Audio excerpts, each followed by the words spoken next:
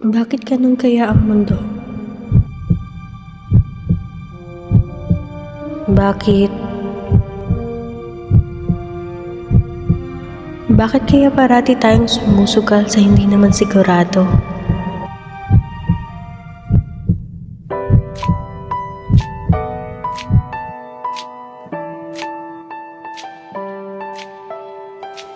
Isang araw, nakilala kita bigla. Nagkabangga, nagkatinginan. Strangers to friends. Yun yung sabi nila. Pero para sa akin, baka yun yung nakatadhana. Pero, hanggang barkada na lang ata to eh. Friend zone. In a long term, it is a situation where one person has romantic feelings for another, but the other person only sees them as a friend. Okay? Bakit may pa-explain? Ilang buwan na nagdaan at tumayo muna ako. Di naman siguro yun big deal sa kanya. Ano mas maganda? Dito? Bangit mo. Kung ayaw niya tumingin, edi wag. Akala niya kawalan siya. Hindi. Huwag palata.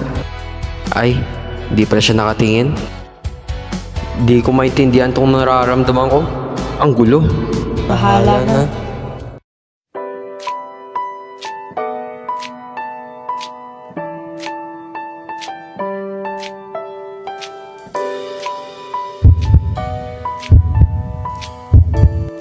Di ako makapaniwalang lumapit siya sa akin. Teka nga. Sino ba yan? Sino ba yun? Ngayon ko lang ata nakita yan. Di niya naman pinakilala yun sa akin dati. Tapos biglang sumulpot. Uy pre, kilala mo ba yung lalaking kasama ni Shay? Uy, ikaw Ba't mo tinatanong?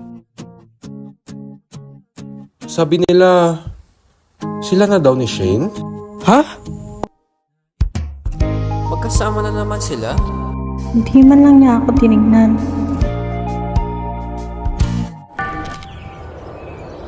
Nakakainis na to. Ginamit mo ba yung binigay ko kahapon? Uy, ganda mo naman ngayon Bas kaya tayo ng Sabado, Shane. Kung bakit nabighani sa iyo. Ang cute mo naman, Shane. Rason walang pero basta ito ay totoo.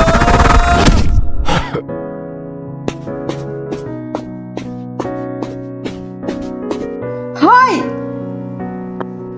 Ano ba talagang problema mo? Di ko alam ang sasabihin. Okay ka lang, AJ?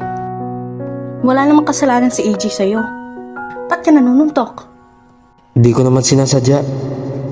Kung kailan aalis na ako, doon ka manggugulo. Saan ka pupunta? Wala kang pakialam. Sa huli, palagi babalik pa rin sa yakap mo. Mahal sa huli,